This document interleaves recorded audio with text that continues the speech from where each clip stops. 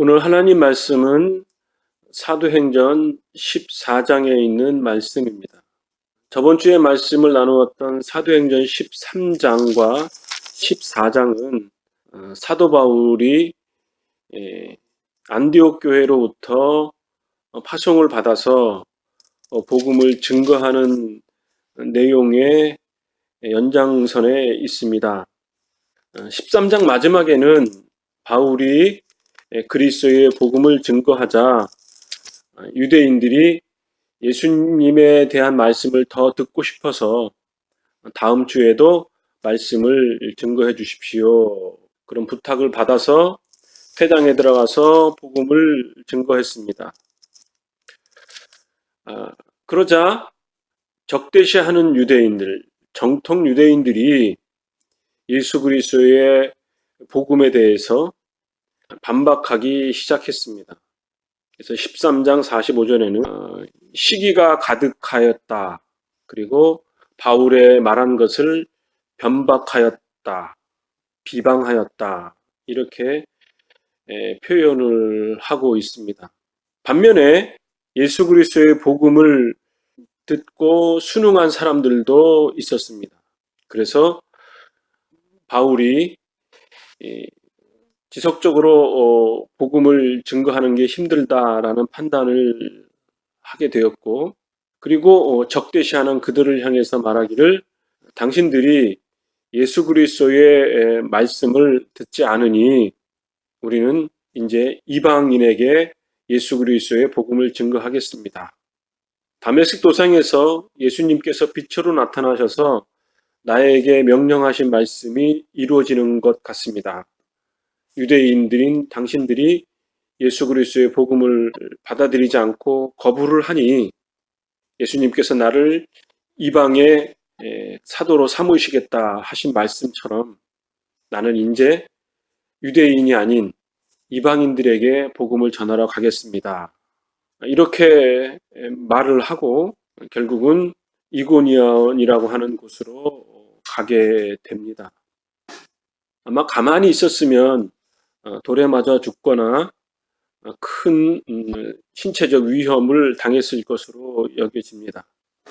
그리고 연이어서 사도행전 14장에 있는 이고니온에서 그리스도의 복음이 확장되는 것을 바울을 통해서 발견하게 됩니다.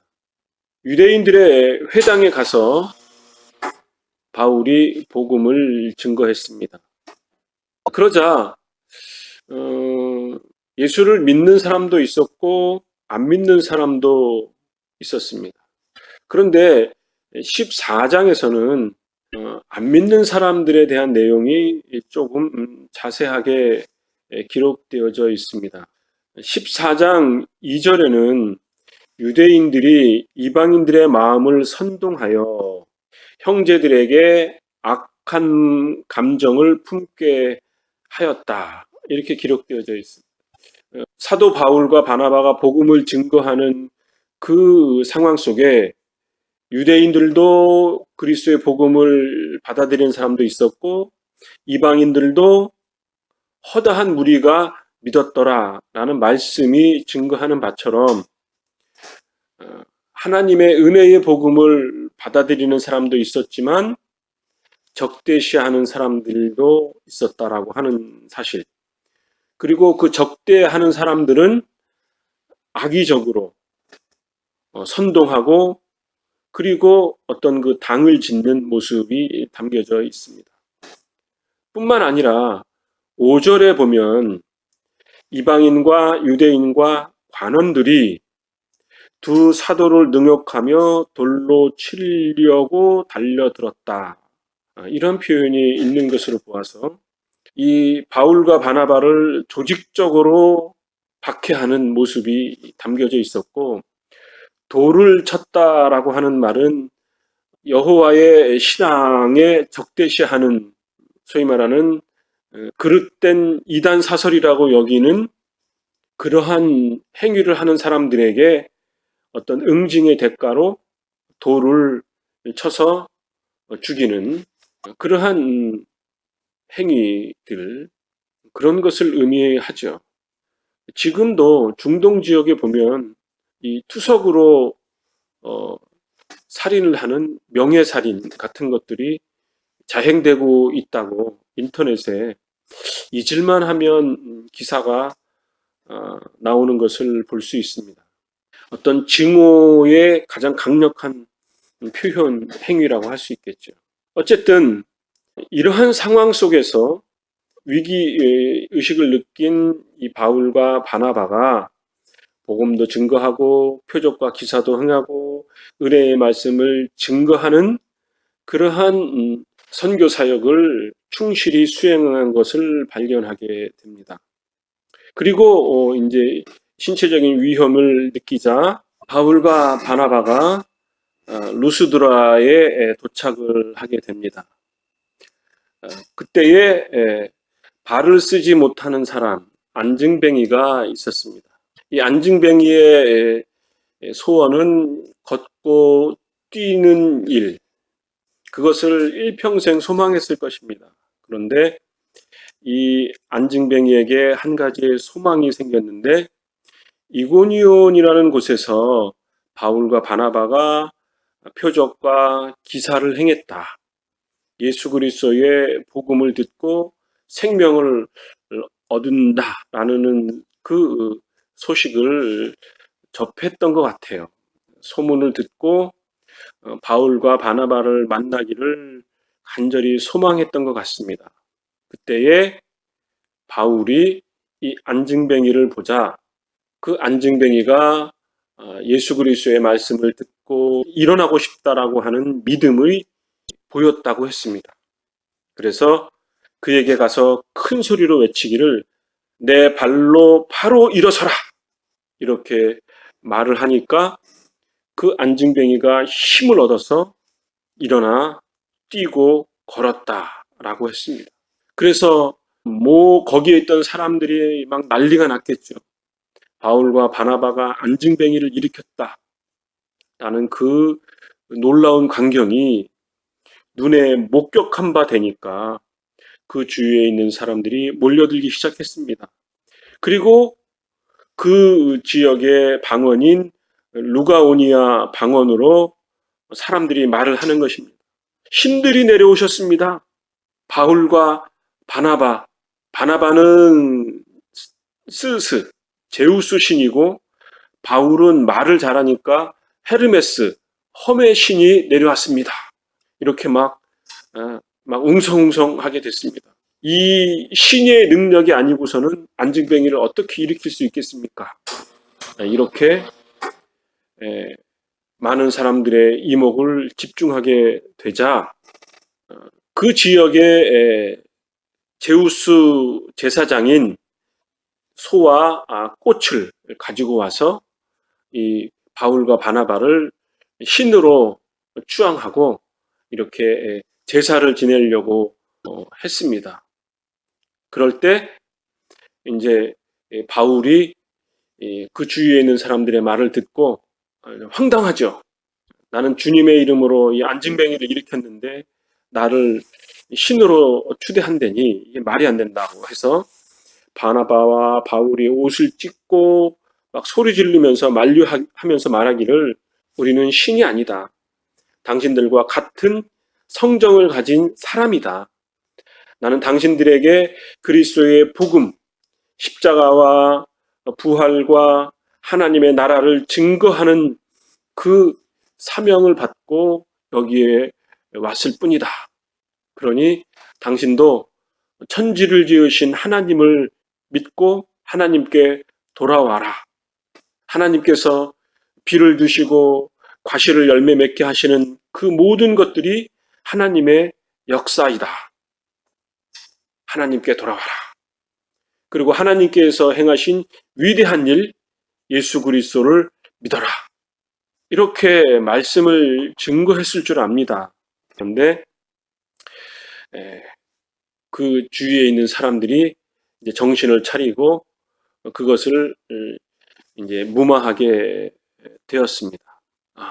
이때에 안디옥에서 온 유대인들, 그리고 이고니아에서 온 유대인들, 서두에 말씀드린 것처럼 이 사람들이 유대인과 이방인과 관원들이 공모를 해서 돌로 바울을 죽이려고 했다 그러지 않았습니까? 그런데 조금 전에 그 제우스의 제사장들과 그 마음이 상한 그 사람들이 또 합세를 해서 바울을 끌어내서 돌로 쳐 죽이려고 했습니다. 돌을 막 맞으니까 정신을 잃었겠죠. 정신을 잃으니까 이제 그 바울과 바나바를 이제 성 밖에다가 버린 거죠. 그럴 때 이제 시간도 지나고 정신이 들고 또 제자들이 와서 수소문해서 바울과 바나바를 발견을 하니까 이제 정신이 들어와서 죽지 않고 이제 마을에 가서 바나바를 치료했다는 거죠. 그리고 이제 더베로 갔고 이제는 그 안디옥에 이르게 되었습니다. 그래서 사도 바울의 1차 선교 여행이 끝났습니다. 이제 그 바울과 바나바가 여태까지 있었던 일을 그 안디옥 그리스도인들과 같이 말씀을 나누는 가운데 사도 바울이 이렇게 말을 합니다. 거기에 있는 장로님과 또는 그 교인들을 잘 위로하고 권면을 하는 가운데에 이 믿음에 거하라. 예수 그리스도를 굳게 믿어라. 이렇게 권하면서 우리가 하나님의 나라에 들어가려면 많은 환난을 겪어야 할 것이 아니냐. 우리가 그리스도의 복음을 증거할 때 믿는 역사도 일어났지만 그와 반대로 우리를 대적하는 무리들도 적지 않았다. 그리고 우리는 돌팔매를 맞아서 거의 죽을 지경에까지 일어났었지만 하나님이 우리에게 사명을 주셔서 우리를 이렇게 살려주시고 또 당신들과 같이 믿음의 교제를 나누고 있다. 우리가 앞으로 많은 고난을 당할 것이로되 예수님에 대한 신실한 믿음, 온전한 믿음을 굳게 지켜야 하겠다.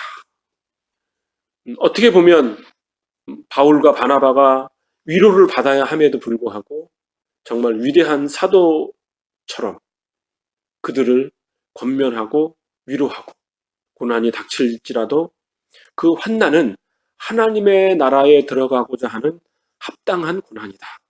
이렇게 그 성도들을 도리어 위로했다라고 하는 거죠. 이런 면에서 볼 때 사도 바울의 그 변화된 모습, 다메섹 도상에서 예수 그리스도를 만난 후에 변화된 모습이 참으로 놀랍다라는 생각을 갖게 됩니다. 이것과 연관되어져서 우리가 신앙생활을 하다 보면 우리가 잘못해서 우리가 실수해서 짓는 과오, 고난도 있지요. 그러나 정말 그리스도의 복음을 증거하다가 고난을 당하는 그러한 신령한 고난이 우리에게 주어진다면 그것을 온전함으로 기쁨으로 받는 그러한 성숙한 신자, 제자의 삶의 모습을 사도 바울과 바나바를 통해서 배워야 할 줄로 압니다. 일상적으로 보면 우리가 잘못해서 우리의 과오로 우리가 바르게 살지 못해서 당하는 어려움을 고난이라. 물론 고난은 고난이지만 사도 바울과는 격이 다른 고난이라고 여겨집니다. 우리가 주님을 섬기다가 온전함으로 당하는 그러한 고난을 우리가 일평생을 살면서 겪게 된다는 것도 하나님의 또 다른 은혜, 우리가 그리스도 앞에 바로 서 있다라고 하는 그러한 어떤 잣대가 되지 않을까 하는 생각을 갖게 됩니다. 사도 바울은 그 많은 죽음의 고비를 넘기면서도 그것보다 더 크신 예수 그리스도의 십자가와 부활의 그 모습을 통해서 자기가 갖고 있는 그 고난, 그 고난보다 더 크신 위대하신 하나님의 영광, 그리스도의 임재하심을 경험함으로써 그 죽음의 고통에 이르는 그것을 기쁨으로 감사함으로 받아들였다라고 하는 그 위대한 모습을 우리는 발견하게 됩니다. 우리는 사도 바울과 같은 그러한 고난을 당하지 않겠죠. 그러나 혹 그러한 순교의 현장에 있는 지금의 그리스도인들이 혹 있다면 그들이 담대하게 주님의 앞에 부끄러움이 없는 삶을 살아갈 수 있도록 우리가 같이 한 마음을 모아야 할 것이고, 또 우리에게 주어진 그러한 고난이 있다면 과연 사도 바울과 바나바처럼 그렇게 담대할 수 있을까 하는 좀 부끄러움도 느끼게 됩니다.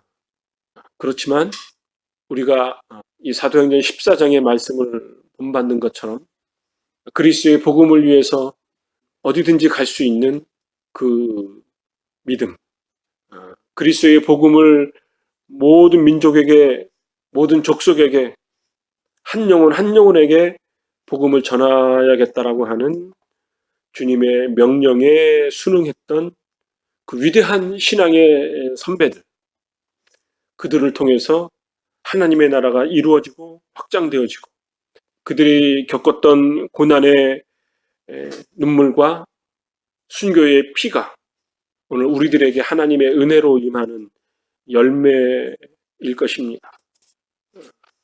이 시대를 살아가는 우리들에게도 그러한 온전한 믿음을 갖게 되어지기를 소망합니다.